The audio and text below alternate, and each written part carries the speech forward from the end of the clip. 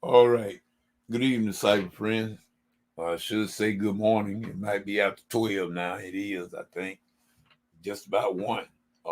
We want to say good morning to everybody. We thank God for whether it is. Thank God for life, health, and strength. And old Mitty Man is just coming back to you here.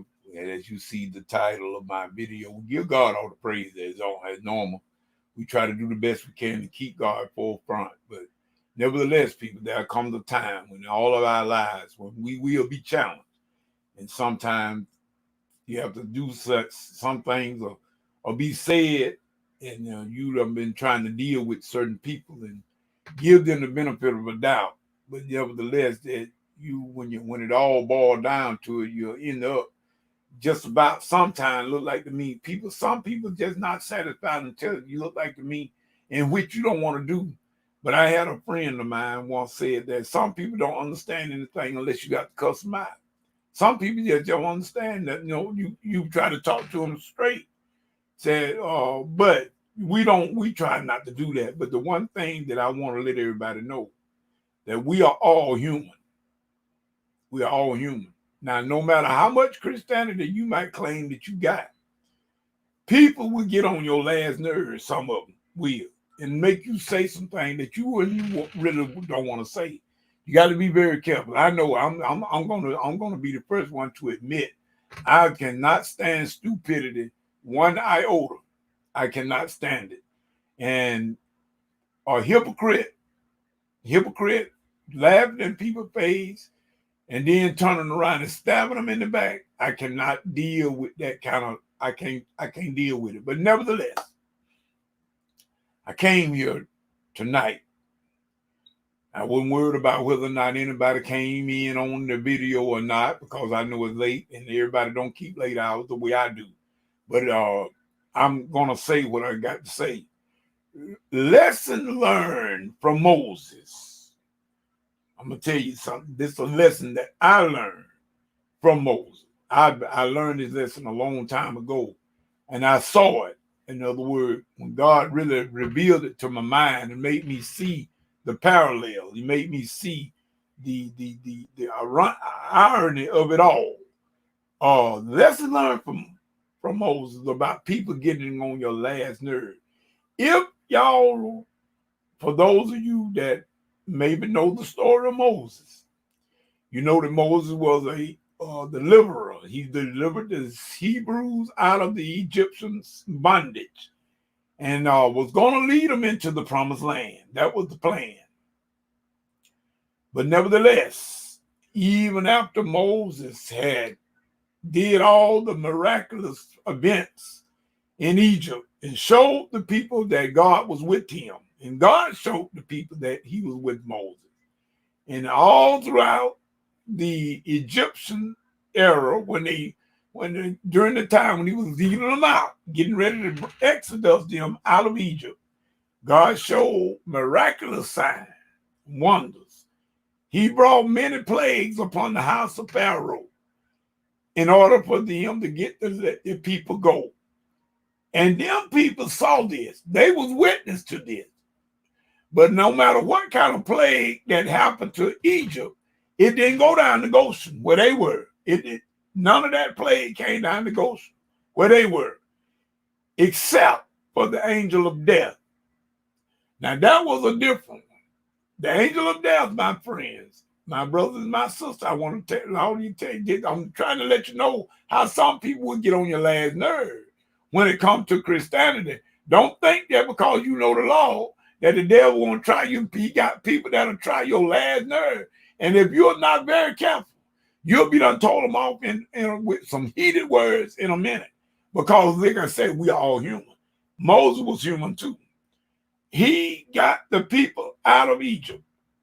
That one plague that really went down to Goshen was the angel of death. Really and truly, it was God moving through the land, people. They say it was the angel of death, but that ain't what the scripture tells us. The scripture said God came through the land. And everywhere where he went to each house, where he did not see the blood, there was a death in that house. The firstborn. God came and got the firstborn of each house that didn't have the blood on it. That was not only in Egypt, but that was also in Goshen. So letting us know that they had to obey as well. Now, y'all, I'm not going to make this a long video. I'm not going to make it a long video. Let's see. I think I got somebody in there in the lobby. That's Tina. Hey, Tina. All right. All right. I'm glad you're in here. I'm trying to tell the people, but don't let people mess up your promised land. That's what I'm talking about tonight. Moses led the children out of Egypt all the way down to the Red Sea. Then they saw God open up the Red Sea, carried them on through the Red Sea untouched, drowned the whole army of Pharaoh. They saw all of that. But yet and still, when they got down to Jordan, they were still in unbelief. They were still in unbelief. And they got out there in the wilderness. They wanted water. They just kept belly aching and complaining. Every time something happened, it didn't go their way. They were belly aching and complaining. Just like we got a lot of people that we deal with. And I want to talk about myself tonight. I got people that I'm dealing with that I'm having a very hard time with right now. And I'm trying my best not to let them make me miss the promised land. Like Moses, the children of Israel done Moses. The children of Israel, they complain and they bellyache and they complain about not having water and everything and the food. They wanted to go back to Egypt. Moses got tired of it. He got sick of it. And he told them, look, I'm going to hit this rock. And he did. And God never told him to hit the rock. He told him to speak to the rock that time. And Moses got so angry and mad at those children of Israel for their belly aching until he disobeyed God himself. And that disobedience kept Moses from entering into the promised land himself. Ain't that something? The main man that led them all them years, he ended up not going either, fooling with folks. And that's where our middleman is at tonight. Tell you the truth. There's some people that I'm dealing with that got me just about this close to want to strike the rock myself. Really. Got me about that close because I'm tired of these people with their two-faced self. In other words, if you don't like a person, they're going to tell them that you don't like them and show them. But don't be two-faced with it. In other words, the one thing I like about a rattlesnake, at least he'll rattle before he bites you. That's right, at least. But these old two-faced, cunning people, they laughing in people's face, in front of their face, and then you stabbing them in the back, behind their back. We don't have no place for that in the body of Christ. But nevertheless, people, that's why I'm doing this video tonight, to let you know, the people will try your last nerve.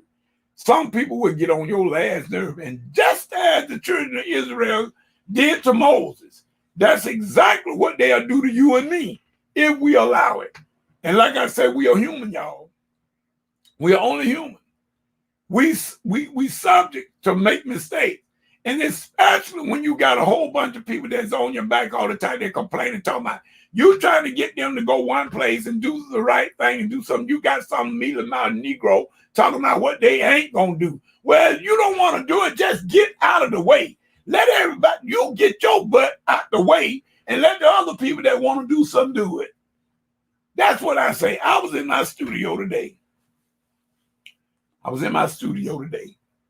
Cleaning, getting stuff right, trying to get my thing right for me to work. That's what I was trying to do. I wasn't bothering nobody. I was out there taking care of my business, doing the thing, and Ernest middleman will continue to do just that. I'm going to take care of what I'm supposed to take care of, regardless to what others might do or say. But one thing I will say, you're going to get out of my way. I can't help what you do. You do what you please. That's your prerogative. God gave everybody free will. You do what you want to do, but you're not going to do it messing with my thing. You might do it with y'all, but you're not going to tell middleman how to do his thing. You do it. If you want to borrow something, you better get your own. because you're not going to boss anything that belongs to middleman. I'm just telling you straight up from the hip, because this, like I said, this goes to my group. This goes to where God has placed me in the church and everything. If I'm in authority, I got enough strength and backbone to take care of my business. I don't need you to come try to tell me how to handle my business, and you're going to stay out of my way, or I'll move you out of my way. Don't take Christianity for weakness, people. You better stop. You better mind that. You better mind how we do that. Just because the person said they are Christian, that don't mean they stupid now. You better mind. You better mind that. Because like I said, Moses was an humble man, but Moses was one could get you, could get rid of you.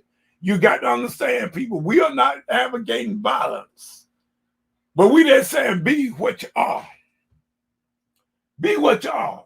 If you don't like a person, just go on and show them.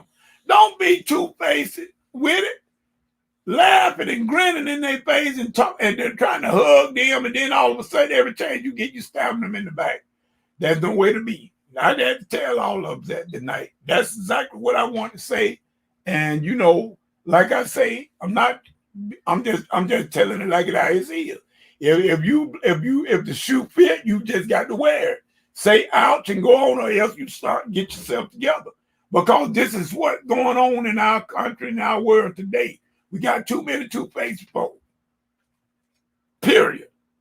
Laughing in folk face, and then when their people ain't around, then they, oh my Jesus, y'all forgive me tonight. I just had to say them a few words down. I'm trying to see what Sister C. Yeah, that's what I'm saying, Sister C. I'm glad. Like I said, I didn't even know that you was in there in the room at one time. But I'm just letting everybody know this is the lesson that was learned from Moses, in my opinion. I learned that lesson that you can let people keep you out of the promised land. And that's exactly what his people, his own people, the Hebrew, the one that he had led, they made him so mad until he just got sick of, and he disobeyed God. And he ended up not going to the promised land. And he didn't even enter.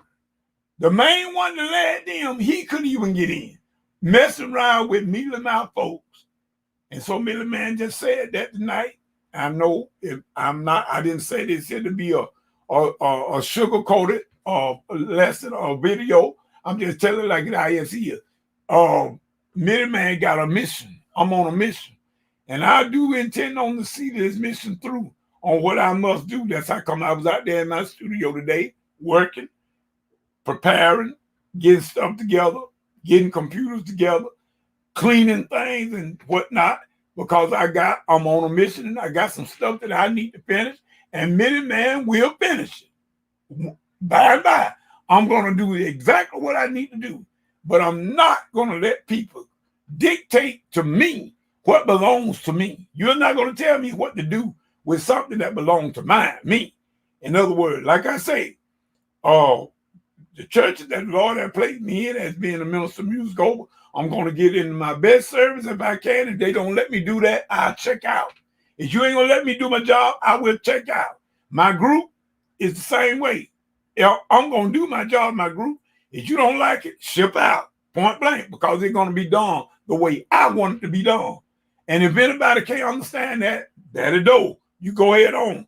I mean, please, hurry up and leave. That go for anybody else that in any other area in my inner circle. If you don't like what's going on, I'm not holding you. I'm not holding you, but I'm going to tell you the truth. Because the truth will set you free. And I do mean it'll set you freer than you think and more quicker than you think. So in other words, we need to do the right thing. Stop being a hypocrite and two-faced and everything, and just go on and get on the wagon. If you're going to do something, do it. If not, get out the way. They used to tell us in the military, either lead, follow, or get the you-know-what out of the way. I'm just telling you like it is. That's what we need to do. We need to stop all this galliwagging around and just be for real. Because like I said, we all got shortcomings. We all got weaknesses. But we all don't have to be a total jackass. Take that to the bank. This Millie Man said, whatever you get into it, God ain't in it, get out of it. Because it's going to come to nothing. Till the next video, next Bible study, whichever comes first. This Millie Man saying peace. Good morning. Take care, Tina.